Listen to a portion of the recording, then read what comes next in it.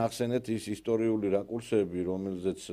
გააკეთეთ აქცენტი და იყო ასევე გურიელთან ერთად იყო ასევე დიდი ქართველი, რომელიც მონაწილეობდა აი ამ აჭარის განთავისუფლების ბრძოლაში, ეს იყო შერიფ ხიმშიაშვილი და შერიფ ხიმშიაშვილი იყო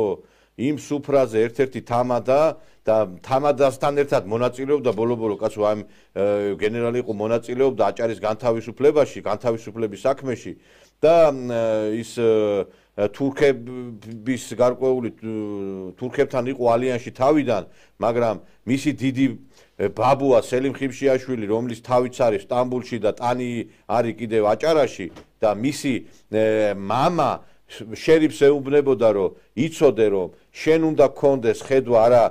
სტამბულისაკენ, არამედ პეტერბურგისაკენ, მაშინ დედაქალაქი პეტერბურგი იყო და შერიფ ხიმშიაშვილმა, რომელმაც სიტყვა წარმოსთქვა იქ თავისუფლების მოედანზე აჭარაში, როდესაც აჭარის განთავისუფლების დღე იყო 1878 წელი, მან თქვა, რომ ჩვენ არასოდეს არ დავივიწყებთ მათ, ვინც აქ ქართველებთან ერთად იბრძოლეს და დედა სამშობლოს დაუბრუნეს აჭარა გურიაო. ანუ მან პატივი მიაგო რუსებს და როდესაც გამოდის ვიღაც, აი რა გაუკეთებია რუსებს, არა ბიჭო იმ გეორგიევსკის ტრაქტატის შემდგომ 700.000-მდე ვიყავით სულ რაღაც დარჩენილი და 5.600.000 გავხდით 99 წელს და დღესაც გადახედეთ ხალხო, დახედეთ რუკას და შეხედეთ ვინ არის ჩვენს გარშემო. ძალიან რო გინდოდეს ეხა ბიზანტიის იმპერიასთანაც ბევრი რამ გაუგებრობები იყო და ძალიან ბევრი დაპირისპირებები.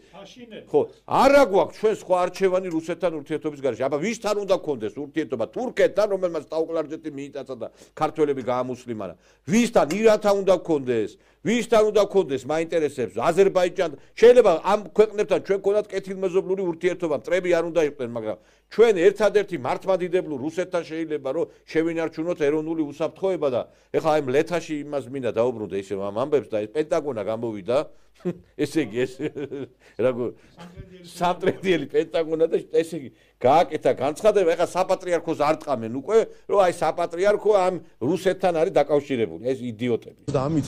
მის ხარისხს ნუ გავზრდით კი არ ყოფილდება ყოფილი ეგრეთ წოდებული სამხრეთ ოსეთის ადმინისტრაციული საზღვრით რუსეთს პრეტენზია აქვს ასევე ამ ხეობაზეც ხო მათ შორის დარიელის ხეობაზე თურსოს ხეობაზე ეს საგანგაშოა ვინც იფიქრა საქართველოში რომ რუსი მოვა ერთი ბარწყი გადმომიგდე გადაუგდებთ მეორე ბარწყს გადაუგდებთ მესამე ბარწყს გადაუგდებთ ვერავინ ვერაფერი ვერ მიიღო და ეს პოლიტიკაა სამწუხაროდ გადმოიწია საოკუპაციო ხაზი ხმას არიღებს რუსეთი მოადგა კიდე გადმოწია ეხლა მოვიდა მლეთასთან საქართველოს რა უნდა საერთაშორისო პლატფორმები უნდა გამოვიყენოთ, ჩავტოთ პარტნიორები, მარტო არ დავჭერთ რუსეთთან და ქართული ოცნება ფარულ გარიგებებშია რუსეთთან. რატომ? ფულს აკეთებს. რუსეთის მიზანი არის ის, რასაც აკეთებს, ეს არის ოკუპაცია და მათ შორის მცოცავი ოკუპაცია. ამიტომ რისკი ამ შემთხვევაში ძალიან დიდია და რისკი იზრდება. საფრთხეები იზრდება და ასეთ დროს კიდევ ერთხელ გეუბნებით, განსაკუთრებით მნიშვნელოვანია, რომ ჩვენი ქვეყანა იყოს ჩვენს მეგობრებთან ძალიან ახლოს. ქართული ოცნება სამწუხაროდ ჩვენს მეგობრებთან კი არ გვაახლოვებს, არამედ გვაშორებს. კადრები, რომლებშიც ჩანს რომ ესენი ყველაფერს აკეთებენ მართლა რომ ეს რუსები შემოვარდნენ თბილისშიც რა. ესე იგი ჯერ ესე იგი ლაპარაკობენ რომ აი ეს ხაზი უნდა გადვის მაინტერესებს ეხლა ოჩამშირეშიც იქ პორტთან დაკავშირებით მიდის საუბარი თქვენ კარგად იცით ვინ უნდა შეაჩეროს აი ეს ოკუპაცია რა საერთაშორისო პარტნიორები და მოვიწვიოთ თქვენ იდიოტებო თქვენ და სადაც მოსაწვევია იქ ვერაფერს ვერ შვებიან უკრაინას აგერ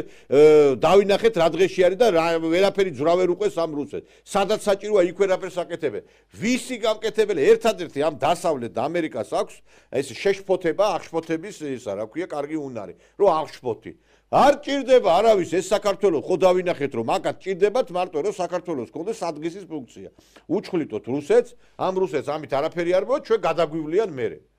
აი ეს იდიოტები როდემდე შეიძლება ყაყანებდნენ მაინტერესებს და ეს ხელისუფლებას მინდა მიუმართოთ დაანებეთ თავი ამ ერთუჯერდიან ამიბიოზებს რომლებსაც არავითარი გავლენა არ აქვს ქართულ ხალხზე და პოლიტიკაზე ეხლა გეუბნებით ეხლა უნდათ ამ დაძაბონ სიტუაცია არ გამოდის ეს კანდიდატის სტატუსს გვაძლევენ მაინც ესე იგი ხალხი ქუჩაში ეხა ამ უნდათ რაღაცა ააგორონ რომ ეხა იქ რაღაცა პროვოკაციები მოვაწყო როდემდე შეიძლება ეს ყველაფერი და რით ვერ გაიგეთ რომ არავინ არ წუხდება ამ საქართველოს ბედით გინდა მოიწვიეთ სააკაშვილი 9 წელი იყო ხელისუფლებაში რამე დაეხმარა ვინმე ევროპელები პამპერსის და იმ წყლის გარდა აი გაუგებარია ეს ყველაფერი